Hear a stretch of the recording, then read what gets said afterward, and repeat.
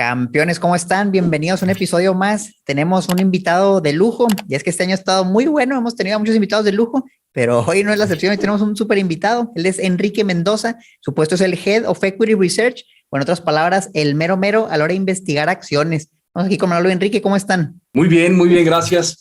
Encantado de estar con ustedes en su programa tan exitoso. Muy contento de estar aquí. Bienvenido, Enrique. Pues qué gusto, y pues vamos a aprovechar mucho porque los campeones nos preguntan mucho y hoy el foco también es platicar acerca de la bolsa, pero hemos tenido la bolsa con muchos enfoques: bolsa internacional, portafolios, fibras, y hoy tenemos un temazo que no hemos cubierto y que creo que hay mucho intriga, apetito, interés, la gente quiere aprender, y es hablar acerca de la bolsa mexicana.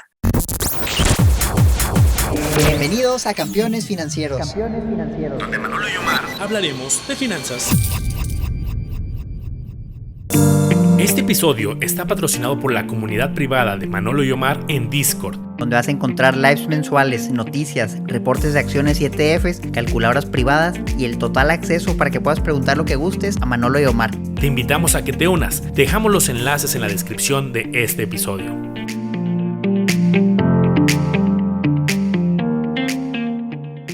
Entonces vamos a empezar por ahí justamente con una pregunta que nos han hecho los campeones muchísimos. Aquí ya tenemos el compendio de preguntas y es la cantidad. Cuando uno compara la cantidad de empresas que hay, por ejemplo, en la bolsa de Estados Unidos, pues hay muchísimas, y cada semana, cada mes vemos un listado que se va incluso creciendo, este listado, que luego nos llegan a través del Sistema Internacional de Cotizaciones y podemos tener acceso a ellas. Pero empresas mexicanas, yo lo he visto, Enrique, corrígeme si me equivoco, muy estable. Creo que no se ha superado la barrera de las 150, entre 145 y 150 empresas. Me queda claro que los tamaños son diferentes entre México y Estados Unidos, pero ¿por qué tenemos tan pocas empresas? Creo que no le hace justicia a la cantidad de empresas grandes y exitosas que hay. No, definitivamente, y eso es un tema interesantísimo y muy importante para los mercados financieros locales.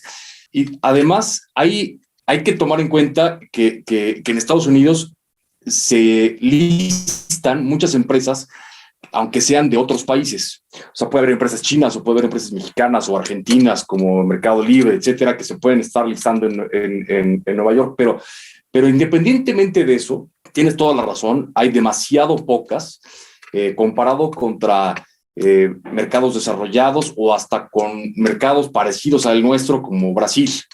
Y en ese sentido es el resultado de muchos factores, desde factores histórico-culturales hasta factores económico-financieros. Es un tema en el que podríamos dedicarle muchísimo tiempo y la verdad es que sirve hasta para hacer una tesis o para hacer un doctorado. Pero bueno, para platicar de los puntos más relevantes y ir muy al grano, desde el punto de vista histórico, yo creo que a diferencia de economías que vemos como las anglosajones, en donde tienen muchas acciones listadas y en donde la gente, las familias tienen muchas de sus inversiones en acciones, en México y desde la economía de la Nueva España, la base de la economía era instituciones gubernamentales más que empresas privadas y muchas ligadas a grupos de poder. En aspectos culturales, a diferencia de las familias de Estados Unidos, las familias de México, en parte asustadas por los fuertes periodos de crisis que no han tenido en Estados Unidos, la verdad es que aquí hemos tenido muchas devaluaciones muy fuertes que no han vivido las familias de Estados Unidos. Hemos visto las tasas que se van hasta el 80%, cosas que no han sucedido en Estados Unidos, y eso hace que pues la gente sea un poco más temerosa también. Pero además de eso, en nuestros países, la riqueza se busca por medios familiares, tratando de participar en grupos de poder. Muchas de las inversiones se han tratado de hacer en bienes raíces, en instrumentos de renta fija, tratando de cuidar mucho el patrimonio. Y por otro lado, hay factores económicos. Por ejemplo, en México ha habido un bajo nivel de inversión y un alto riesgo, ya sea percibido o real, que hace que se generen pocos proyectos de inversión. que sean grandes y que sean de largo plazo, que es lo que necesita recursos para recabar de la bolsa, ¿no? Porque finalmente la bolsa es un lugar en donde las empresas van a buscar dinero para financiar proyectos de inversión. Y entonces, en ese sentido, no ha habido o no se ha sentido la necesidad de tener estas grandes sumas de dinero, ¿no? Pero esos son algunos de los factores. Me gustaría también comentar otros. Por ejemplo, a diferencia de países como Brasil, en donde tampoco hay tanta cultura, y que no es una empresa y que no es un país anglosajón, en México tenemos muchos sectores que habían estado limitados históricamente para participar o para tener inversiones privadas, como es el caso del petróleo, por ejemplo, o la distribución de electricidad, de agua, por ejemplo. Entonces, así como vemos a empresas tan grandes como Petrobras, que están colocadas en la bolsa, y muchas empresas ligadas con Petrobras listadas en la bolsa en México, pues no teníamos eso por lo que hemos decidido de dejar a Pemex como una empresa totalmente gubernamental. No digo que sea algo correcto o incorrecto, pero son de las cosas que hacen que en México tengamos pocas empresas. Y hay otro punto que también es muy importante. Después de un periodo en el que pues hubo una euforia por el momento mexicano, en donde creíamos que íbamos a crecer mucho más, en donde creíamos que íbamos a hacer reformas profundas, económicas, que iban a hacer que México creciera mucho. Entonces tuvimos unas entradas de inversión, tanto inversión física como inversión de cartera, que hicieron que México hubiera no solo entusiasmo, sino que también las acciones estuvieran pues relativamente esperando un momento que desgraciadamente no llegó. Entonces, esa decepción hizo que las inversiones se detuvieran, y entonces hay muchas empresas que se quedaron cotizando a niveles altos, pero que las mayores utilidades no llegaron de acuerdo a las expectativas que ellos tenían, ¿no?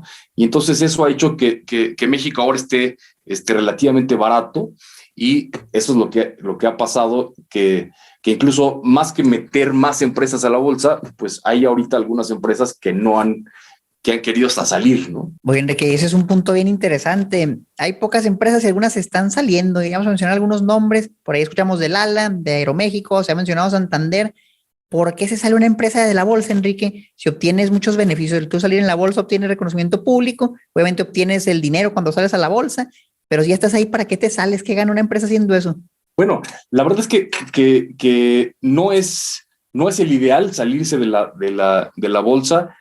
Como bien dices, es algo que te da muchos beneficios, pero después de este periodo de euforia, en donde viene un periodo de escepticismo y de menor inversión y menor crecimiento, las acciones de México, la verdad es que están tan baratas que ahorita las empresas que se colocan en bolsa dicen: a estos precios no voy a vender más, al contrario, voy a ir por unas acciones que el mercado no está reconociendo el valor que realmente tienen, ¿no? Entonces, por eso van y las sacan de las manos del público inversionista y se las quedan ellos, porque ellos sí saben que valen mucho más de lo que está en el precio en este momento. Okay, bastante interesante esto que nos comentas. Y eso me lleva también a una pregunta. Ahorita mencionabas, hay muchas empresas baratas, y no solamente baratas en términos de evaluación, sino también en cuanto a lo asequible de costos, ¿no? Aquí, para que los campeones tengan un contexto, pues muchas empresas luego vemos en Estados Unidos, no nos vayamos tan lejos, un Amazon, un Google, y pues puede ser prohibitivo, ¿no? El costo. Y yo he visto muchas mexicanas que 20 pesos, 30 pesos, 50. Entonces tenemos dos factores: costo muy asequible, y aparte, ahorita hablabas de barato, que me imagino va por un tema de evaluación. Y ahí va por eso mi segunda pregunta. seguramente hay algunos sectores que dices, oye, está interesante, pese a la coyuntura que nos has comentado. ¿Qué sectores nos podrías decir que ves interesantes, atractivos en términos pues, de lo que ustedes analizan, de precio, de potencial? ¿Qué sectores ven atractivos? Bueno, y de lo que ya platicábamos, que ha venido una especie de decepción entre la gente, nosotros, lejos de ponernos a lamentarnos o a ponernos tristes, nosotros creemos que la mejor forma de abordar este entorno es saber aprovechar lo que hay, saber reconocer este entorno, por supuesto, con los riesgos, pero sobre todo analizando las oportunidades que existen en este momento. Y en este sentido, quiero platicarles sobre cómo nos ha ido con nuestras recomendaciones. Es un comercial, pero la verdad es que es algo que a nosotros nos da gusto, porque mientras muchos inversionistas estaban tristes y desmoralizados, diciendo, no, la cosa está muy difícil, no se sabe qué va a pasar, mejor hago otra cosa, nosotros nos diferenciamos y subimos nuestra moral, y con mucho cuidado hemos escogido ciertas acciones que han hecho que, por ejemplo, desde 2018 nos hayan dado un rendimiento del 66%. Estos son casi 48 puntos porcentuales arriba de lo que ha dado la bolsa en México. Desde 2019, 59%.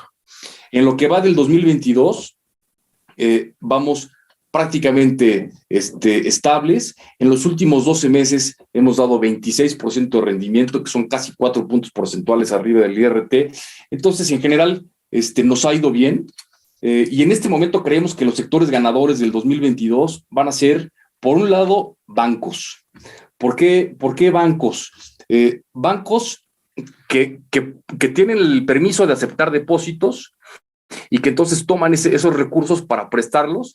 Y ahorita que están subiendo mucho las tasas de interés, todo el mundo escuchamos que si Banco de México ya subió la tasa o que si la puede volver a subir otra vez. Entonces, esta es una buena manera de sacar ventaja de ese entorno. Bancos que teniendo depósitos, que muchos de ellos ellos no pagan intereses en esos depósitos, van y prestan para tarjetas de crédito o le prestan a empresas en donde esos préstamos son a tasa variable, y aunque no prestaran más, ahora les van a estar generando más ingresos por intereses. Otro sector que creemos que va a estar muy beneficiado es el sector de autoservicios. La verdad es que es un sector muy defensivo, en donde, pues aunque haya crisis económica, la gente de todos modos va al súper, y aunque algunas personas no tengan empleo, de todos modos necesitan comer y entonces necesitan ir al súper. Y entonces estos autoservicios han tenido muy buenas ventas y muy buenas utilidades. Y la inflación, a diferencia de otros sectores, la inflación es algo que no les perjudica tanto, porque fíjate que parte de los ingresos de los autoservicios es que vaya la gente, pero que aparte el ticket promedio se incremente. Y cuando hay más inflación, entonces la gente a fuerza aumenta su ticket. Todo el mundo sabemos que pues hasta nos da coraje que cada vez gastamos más en el súper por la inflación, ¿no? Entonces, esto también es un sector que va a estar beneficiado. Y hay algunas otras empresas que se están recuperando de la crisis de la pandemia y que entonces tienen una buena expectativa de crecimiento. Esos creemos que son los sectores que van a estar siendo campeones en 2022. Oye, Enrique, ahorita nos encantaría que nos platicaras acerca de algunas empresas específicas. Antes de eso, nada más quisiera replantear lo que mencionas. Nos hablas de varios sectores, por lo que veo, defensivos, que se van a beneficiar de la alta inflación, que se van a beneficiar de las altas tasas de interés. ¿Será esto un panorama para protegernos de algo malo en 2022 para la bolsa mexicana? ¿O cómo ves tú el panorama en general para las inversiones en México este año? Bueno, ese es un punto muy importante. En 2022 no vemos una caída en la bolsa relevante, y ni tampoco vemos una crisis de la que haya que temer. Creemos que los rendimientos tan importantes que hubo en el 2021 pues va a ser difícil que se sostengan en el 2022, pero de todos modos creemos que la bolsa va a ir subiendo lentamente, con volatilidad, pero que va a ir subiendo lentamente. ¿Esto qué quiere decir? Puntualmente creemos que al cierre del 2022 la bolsa podría estar en 58,200 puntos.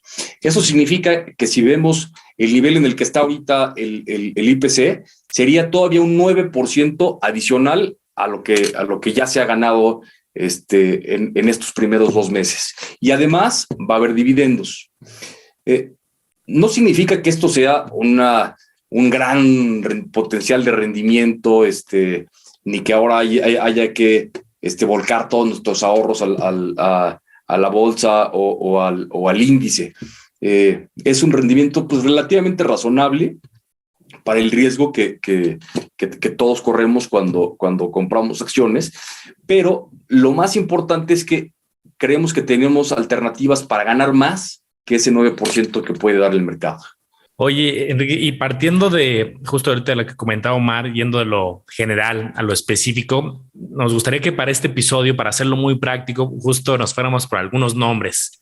Y siguiendo el orden que ahorita decías, hablabas del sector financiero, sector bancario. Por ahí me gustaría que arrancáramos con una empresa que ustedes digan, a ver, esta empresa nos gusta del sector financiero y platicar un poquito de ella, ¿no? O sea, qué hace, un poco de sus ingresos, un poco de la tesis de inversión, un poquito más de detalle. Y así hacemos un ejercicio muy práctico y empieza por la que tú quieras del sector financiero, por ejemplo. Excelente. Sí, ya luego a sacar los secretos. Claro, pues No, los bueno, campeones lo que quieren es dónde poner su lana. claro. Bueno, una de las acciones que nos gusta mucho en este momento de bancos es Banbajío.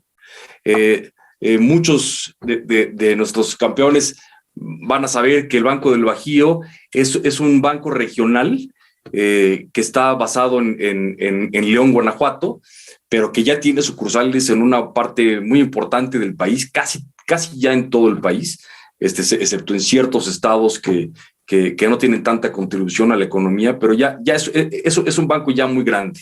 Es un banco, seguro quienes lo conocen, es un banco especializado en préstamos a empresas, y eso lo hace que sea el banco especializado en préstamos a empresas. No está especializado en tarjetas de crédito, no está especializado en bienes duraderos ni nada de eso. Está especializado en prestarle a la gente que produce.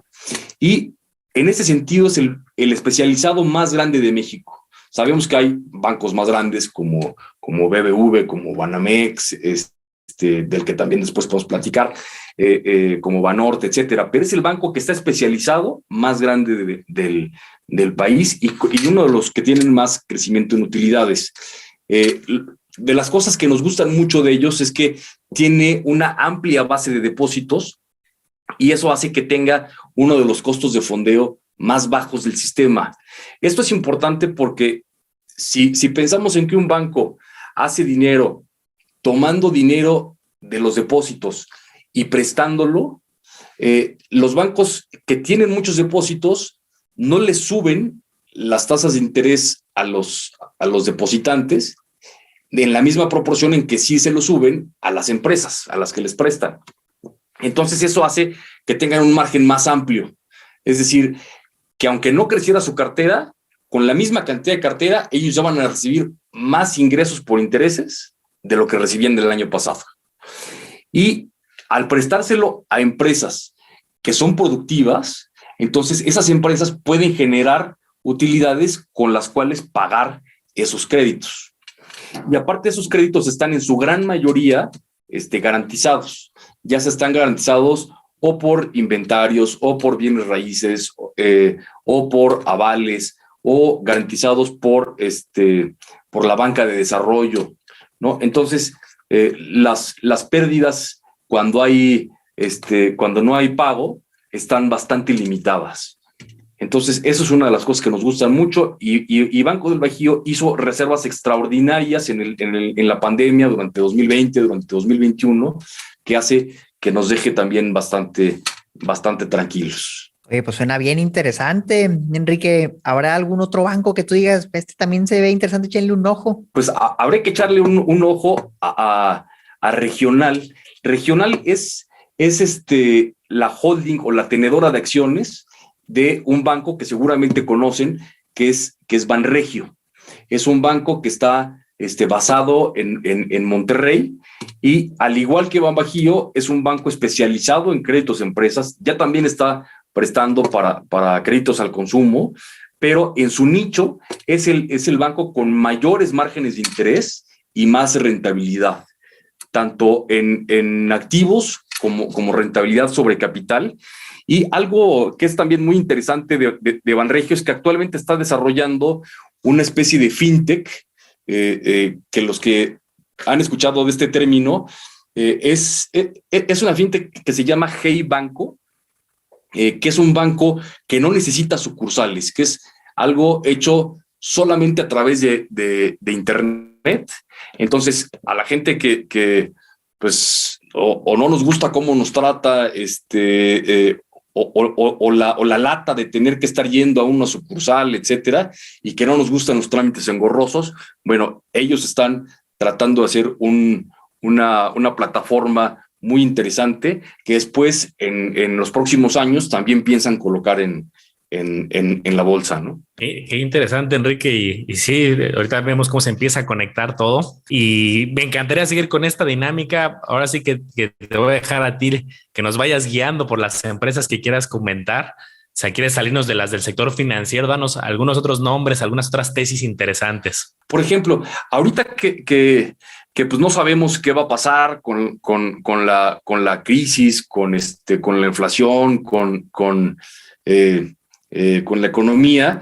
Bueno, el sector de telecomunicaciones es interesante porque pues muchos de nosotros tenemos que seguir hablando por teléfono, que estar conectados a Internet. Es una de las cosas que más está cambiando en el mundo.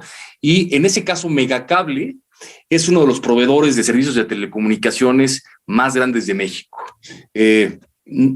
Seguramente muchos de los campeones sabrán que es una empresa mexicana basada en Jalisco, y tiene una de las bases de suscriptores más grandes del país. Se dedica a brindar servicios de televisión, de datos, de telefonía fija y móvil, tanto a familias como a empresas, y es la empresa del sector que tiene más crecimiento. Todo el mundo, los que ya tienen mucho tiempo de vida y mucho tiempo siguiendo la bolsa, se acordarán de América Móvil, de cómo salió Telmex y cómo creció tanto. La verdad es que ahorita América Móvil y Telmex ya están en una fase de crecimiento pues bastante más estable, y en cambio la empresa de telecomunicaciones que está creciendo muchísimo es Megacable. Y eso es algo importante porque el precio de la acción no ha reconocido que es la que más va a crecer. Entonces creemos que es ahorita una oportunidad muy importante. Oye, Enrique, a los campeones siempre les interesa mucho la inversión en bienes inmuebles. Siempre dicen, oye, pues yo quisiera algún día vivir de mis rentas, pero ahorita no tengo 2, 3 millones para comprar un local. ¿Habrá alguna de las empresas que tienen ustedes en mente que se dedique a las inversiones inmobiliarias? Sí. Y la verdad es que te estás tocando un punto muy, muy interesante y muy importante, porque muchos estamos acostumbrados a que la única forma de invertir en bienes raíces es comprarnos un departamento y esperar a que nos salga bien la inversión. Es una inversión muy fuerte que muchas veces nos lleva a pagarla 20 o 30 años, y a veces sale muy bien, a veces se renta muy bien, o a veces tiene plusvalía y a veces no. Y en cambio hay formas de invertir cantidades pequeñas, pero que estén muy diversificadas y con las mejores ubicaciones y las que tengan más calidad. Y en ese caso tenemos queremos decirles de una fibra que se llama fibra Terrafina, que nos parece ahorita una oportunidad. Es una institución que se dedica solamente a bienes raíces, y está especializada en bienes raíces industriales.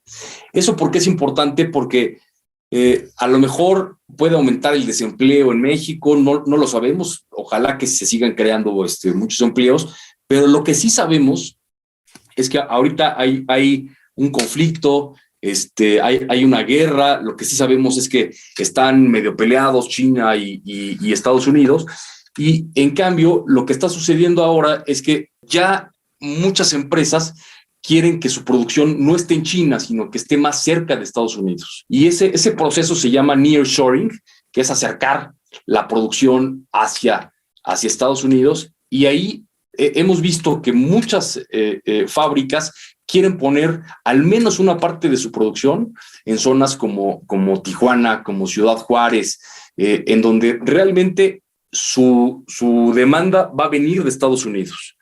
Y cobran rentas en dólares y el riesgo es de un mercado de Estados Unidos. Y en ese sentido nos gusta mucho, creemos que va a estar dando dividendos recurrentes.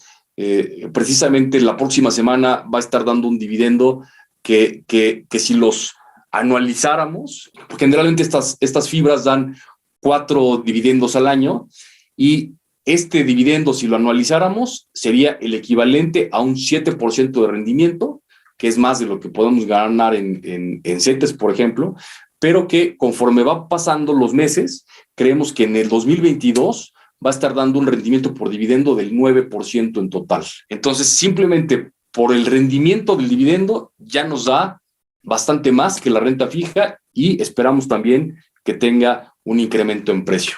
Bien interesante para los campeones, que también hay, recuerden, campeones, que tenemos varios episodios de fibras, y ahora ya aquí con nombres prácticos, pues esto está siendo un ejercicio bien rico y valioso. Y pues yo quiero seguir por este mismo camino. Hace ratito nos hablabas de tema de supermercados y del tema de la inflación y la relación que tienen. Y pues aquí creo que hay varios nombres de supermercados, que si un Walmart, que si la Comer, algún nombre en particular que del área de supermercados que tú nos puedas comentar, que vean alguna tesis interesante. Nos gusta mucho Walmart, nos gusta mucho la Comer, pero nuestra favorita en este momento es Chedraui. Seguramente la mayoría sabrán que es una cadena de súpers que nació en Veracruz, en Jalapa, Veracruz, y que poco a poco ha ido creciendo y creciendo, al principio en el sureste, después en el centro de la República, después empezó a comprar algunas pequeñas cadenas de tiendas en el sur de Estados Unidos, pero que el año pasado concretó la adquisición de una cadena muy grande en Estados Unidos, al grado de que Chedraui ya obtiene la mayor parte de sus ingresos, 2/3 partes de sus ventas las hace en Estados Unidos. O sea, ya no es una empresa mexicana como la conocimos. Y entonces, con este crecimiento, las utilidades y sus ingresos están creciendo mucho más que lo que ha aumentado el precio de la acción. Entonces, creemos que es una oportunidad para todos los campeones que vean que hay. Si ustedes ven el precio de la acción de Chedraui, ha subido muchísimo, pero eso es apenas la mitad de lo que han crecido o esperamos que crezcan tanto los ingresos como las utilidades. Y aparte es en un país con poco riesgo y con crecimiento económico. Oye, Enrique, esta acción la estoy viendo aquí en Yahoo Finance, y en 2020, en marzo, hace 2 años, costaba 22 pesos, ahorita vale 46. Tenía un incremento, el que le entró ahí triplicó su dinero en 2 años. Qué locura. Se ve que ha tenido un incremento importante estos últimos meses. ¿Qué ha pasado, Enrique, que de repente explotó la acción? Durante mucho tiempo, a pesar de que Chedraui generaba más utilidades, crecía sus ingresos, compraba empresas, como que la gente estaba temerosa, no le entendía muy bien, creían que Walmart les iba a ganar la partida. Entonces pues estaban los inversionistas muy escépticos, y todo ese tiempo que se mantuvo detenida la acción o que no estuvo subiendo al igual que las utilidades, se potenció todavía más cuando compró estas cadenas en Estados Unidos, y la gente como que no sabía qué iba a pasar. y no le creían lo que iba a crecer, y poco a poco ya le han estado empezando a reconocer ese crecimiento, pero todavía falta al menos otro tanto. Creemos que puede irse no solamente mantenerse en estos niveles, creemos que puede llegar hasta 60 pesos en los próximos años, ¿no? O sea, es algo que ya el mercado está empezando a reconocer y que todavía hay oportunidad para seguir creciendo en un sector bastante defensivo. Muy interesante, la verdad que interesante tesis de inversión tienen, y yo creo que eso se da mucho en ciertas acciones, sobre todo lo he visto mucho en el mercado mexicano. El valor se mantiene estático o el precio baja, pero realmente los fundamentales sí mejoran, y los fundamentales mejoran y están mejorando y mejorando, hasta que un día el inversionista dice, oye, pues esta empresa es mucho más rentable que hace 5 años y vale lo mismo, eso no hace sentido, de mejor ahí lo reconocen y el valor sube. Entonces aquí promocionamos mucho eso, Enrique: compra barato y vende caro, pero haz tu análisis, no las compres por el precio. Yo creo que nos das información muy valiosa para que los campeones se agarren, vean los reportes y vean, oye, a ver cuánto crecieron sus ventas, cuánto crecieron sus ganancias, ya que tomen sus decisiones. Platícanos de una más que te guste, ¿sabes qué? Que tú digas, esta creo que es una buena empresa, para que le echen un ojo y la revisen. Bueno, seguramente todos los campeones conocen Starbucks. Seguramente todos los campeones conocen Domino's Pizza, Burger King. Y entonces, en ese sentido, los invitamos a que inviertan en una empresa que se dedica a eso. Se llama Alsea, y esta es una empresa que empezaron a buscaron una franquicia de Starbucks, buscaron una franquicia de Domino's y así sucesivamente, y ellos han podido crecer mucho, y ahorita está todavía el precio bastante barato desde nuestro punto de vista, porque la empresa se está recuperando de la pandemia. Ya ven que en la pandemia pues la gente dejó de ir a los restaurantes, dejó de ir a restaurantes como P.F. Chang's, por ejemplo, o algunos dejaron de ir a Vips, y ahorita, conforme la gente está volviendo a salir a las calles, que tiene que ir a la oficina, que tiene que ir a la universidad, pues entonces pasa por un Starbucks y entonces está empezando a comprar más. Y en ese sentido, creemos que esta es una muy buena manera de participar en estas franquicias exitosas sin arriesgar mucho, porque como ustedes saben, si nosotros quisiéramos comprar una franquicia de Domino's o comprar una franquicia de Starbucks, necesitaríamos muchísimo dinero y no sabemos si a esa tienda en lo específico le va a ir bien o le va a ir mal. En cambio, ellos, como son tantas tiendas, se pueden dar el lujo de tener algunas ubicaciones que no sean exitosas. Además de tener mucha experiencia, pueden llegar a tener alguna que no sea exitosa, la cierran y no hay problema, porque es parte de una cadena de tiendas muy grande, algo que nosotros no podríamos hacer si nos dedicáramos exclusivamente a eso, ¿no?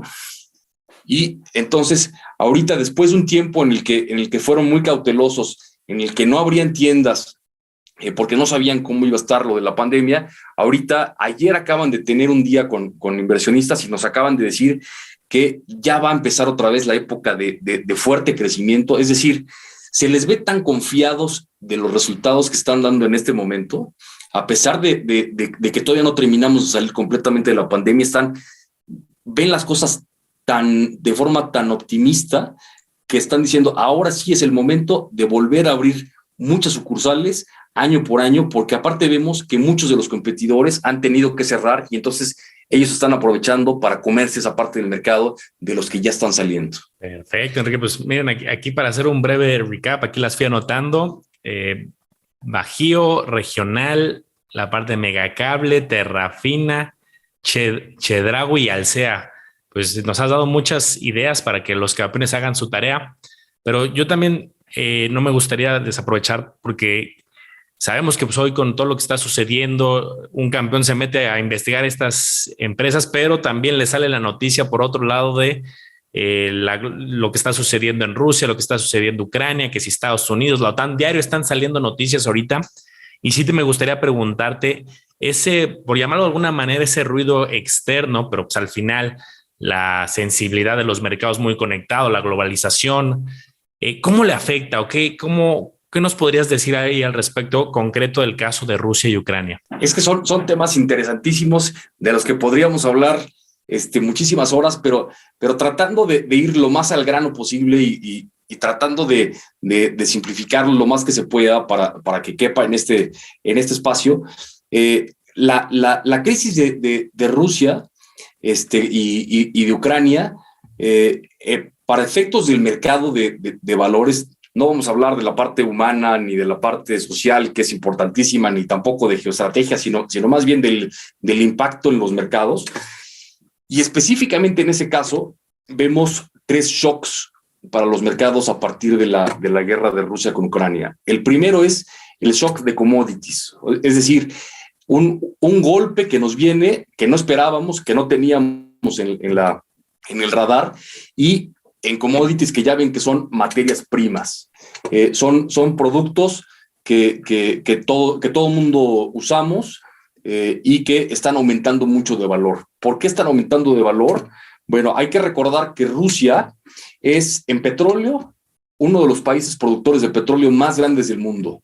En gas es el proveedor dominante de gas a Europa. En metales industriales es el principal proveedor de níquel, de aluminio y de paladio. En granos, tanto Rusia como Ucrania, los dos son de los principales exportadores de trigo del mundo. Tanto Rusia como Bielorrusia producen una gran cantidad de potasio, que es un ingrediente indispensable para producir fertilizantes. Entonces, lo que les quiero decir es que todos estos productos que ahora no sabemos si se van a poder estar mandando al mercado en la misma proporción en que lo hacían antes, ahora van a tener un precio más alto. Y ese precio más alto, pues, se traduce en más inflación, que es justo lo que ya de por sí, desde antes de la guerra, veíamos con preocupación, que la inflación no se detenía, ¿no? Entonces, ese es uno de los canales de contagio. Por ejemplo, el petróleo, el precio del Brent, ya está a un precio muy alto y aparentemente se va a mantener arriba de los $100 por barril durante un buen rato. ¿Eso qué significa? Que mientras no se logre que otros productores generen más volumen, por ejemplo, ojalá que Estados Unidos logre convencer a Arabia Saudita de vender más petróleo, sobre todo ahorita que hay precios altos, pero por lo pronto no ha sucedido. La OPEP ya dijo, ahorita no vamos a producir más. Ojalá que sí lo hagan en el futuro.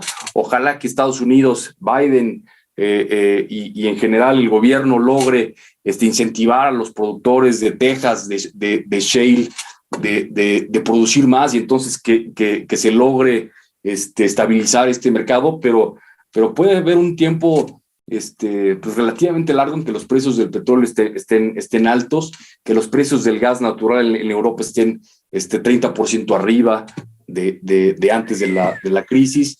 No podemos descartar que en la guerra pues haya destrucción de oleoductos, por ejemplo, que pasan por Ucrania, que haya destrucción de infraestructura marítima en el Mar Negro, que es justo hacia donde está Ucrania. Y bueno, también viene la parte de las sanciones que le están poniendo a Rusia, ¿no? O sea, lo que les quiero decir es que aunque estemos muy lejos, y aunque parezca que esta guerra no nos afecta porque no exportamos mucho a Rusia, ni a Ucrania, ni mucho menos, sí tiene implicaciones para la Bolsa de México, en el sentido de que hay más inflación, pero también hay otras afectaciones. Y una de ellas es lo que está pasando en el sistema financiero mundial. Si viéramos al sistema financiero como si fueran redes sociales, como si fuera Facebook, o como si fuera Instagram, o como si fuera Twitter, bueno, mientras más gente esté conectada a Facebook, o mientras más gente esté conectada a Twitter o a la red social que ustedes, o a TikTok, pues entonces es más valiosa la red. En el caso del sistema financiero es algo parecido. Mientras más gente esté, o mientras más economías estén conectadas a esa red, entonces esa red es más valiosa y es más eficiente. Entonces, si yo estoy en Facebook, entonces puedo ver a todos mis amigos en Facebook y entonces Facebook se vuelve más eficiente. Si yo estoy en un sistema financiero en el que todos estamos conectados, en que Rusia, en que China, en que todos estamos conectados, entonces ese sistema vale más y es más eficiente. Lo que está pasando ahorita es que los países de Occidente están sacando de la red a los rusos, yo no digo que no haya justificación de hacerlo, pero eso tiene repercusiones. Es decir, muchos productores pues, mucha gente que tiene ingresos o que tiene riqueza en Rusia o en Ucrania, entonces en este momento no está pudiendo trasladar esos flujos hacia Occidente ni de Occidente hacia Rusia. Y eso puede ser mucho tiempo. Es importante decir que tanto Rusia como China ya tienen sus propios sistemas, ya tienen sus propias redes, pero no son tan buenos como los sistemas de Occidente todavía, al menos todavía no son tan buenos. Entonces eso dificulta el acceso al crédito, eso dificulta que las empresas rusas y que el gobierno ruso a su vez haga pagos de los bonos, porque pues así como nosotros debemos algo, pues también Rusia debe y Ucrania también debe, y entonces si ellos no pueden pagar, entonces empieza un efecto de dominó en donde si uno no le paga, entonces tampoco le paga a otro, y ese otro entonces es más difícil que le pague a mi vecino, y aunque estemos muy lejos, se puede hacer un efecto dominó en el que hay que tener cuidado. Pero habiendo dicho eso, también para no poner nerviosos a nuestros campeones, también hay algo que es relevante decir.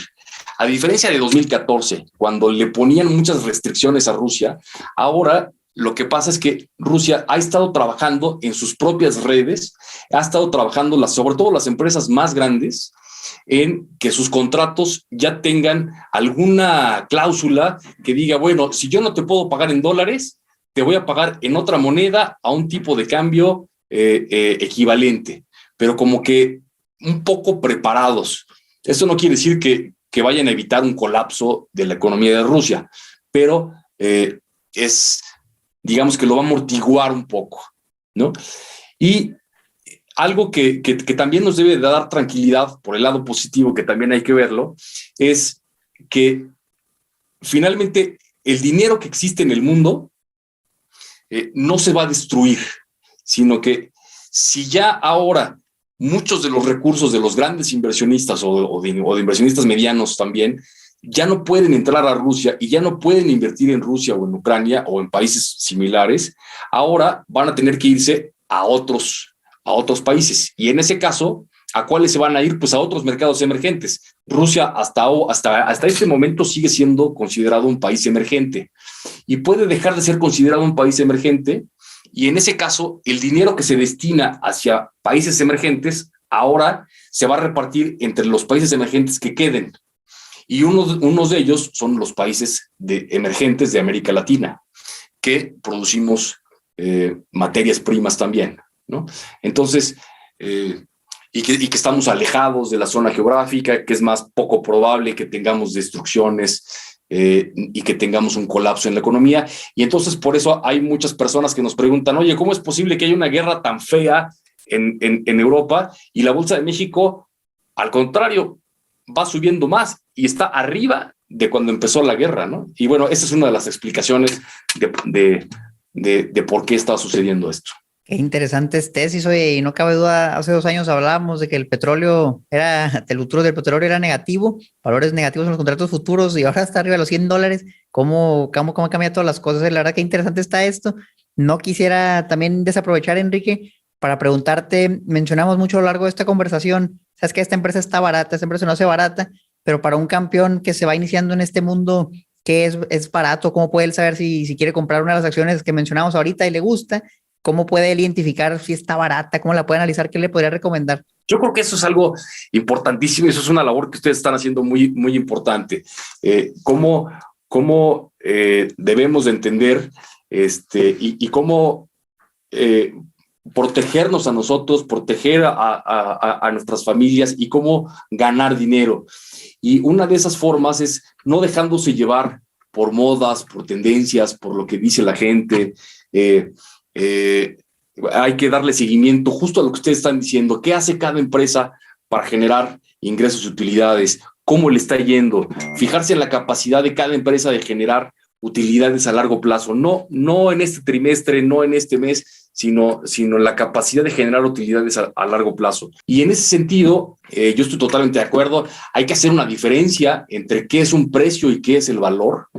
Y para eso, lo que los invitamos es no dejarse llevar por el precio al que cotiza una acción, ni la gráfica de precios, que hay que tomarlo en cuenta, por supuesto, pero algo que nos interesa todavía más es cuánto vale, porque precio es cuánto voy a pagar yo, pero eso es lo que yo voy a entregar.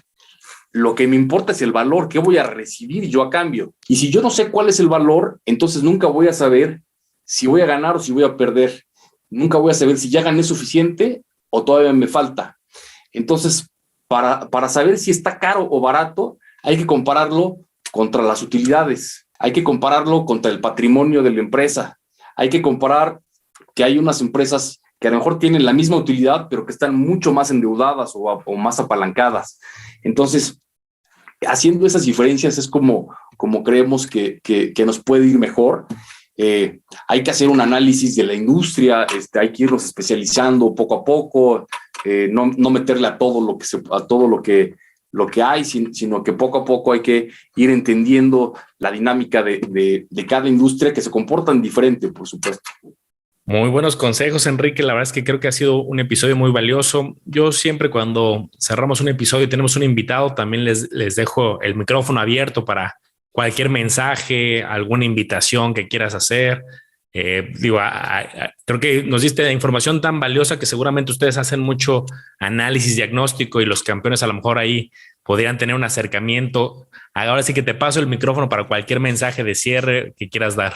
Bueno, que se acerquen, que siempre sepan que aquí damos recomendaciones en general que creemos que les pueden servir a todos y que creemos que han dado buenos resultados, pero que se acerquen también a su asesor, al que los conoce mejor. No todo mundo tiene la aversión al riesgo o no todo mundo entiende sobre las acciones o sobre lo que puede pasar. Entonces hay que asesorarse, hay que estar cerca de alguien que nos pueda decir si eso es algo que a nosotros si encaja en nuestro portafolio, en nuestras necesidades, porque a lo mejor tenemos ahorita algunos ahorros, pero los vamos a usar después, pues para comprarnos algo. A lo mejor tengo ahorros para las vacaciones o ahorros para comprar una casa o para comprar un coche, no sé. Y en ese sentido, pues estas son recomendaciones, pero que no nos van a dar un rendimiento inmediato y que no nos van a hacer ricos en cuestión de días. Entonces hay que asesorarnos bien, hay que asesorarnos, por supuesto, con los campeones, por supuesto, con gente como ustedes que nos orienta, y también al asesor que le va a estar dando seguimiento siempre a nuestra cartera. Nosotros pues estamos abiertos, tenemos las puertas abiertas para cualquier persona que quiera platicar con nosotros, y la verdad es que pues ojalá que podamos seguir teniendo estas pláticas con ustedes, con Omar, con Manolo, porque pues son muy agradables. No, hombre, campeones, pues ahí lo tienen, desde la voz de Enrique Mendoza, el Head of Equity Research de Actinver. Te agradecemos mucho, Enrique, estuvo muy padre, muy enriquecedor toda esta plática y ojalá nos podamos ver en otro episodio, como bien comentas. Muchas gracias por tu tiempo. Al contrario, muchas gracias a ustedes. Espero verlos pronto. Hasta luego, campeones.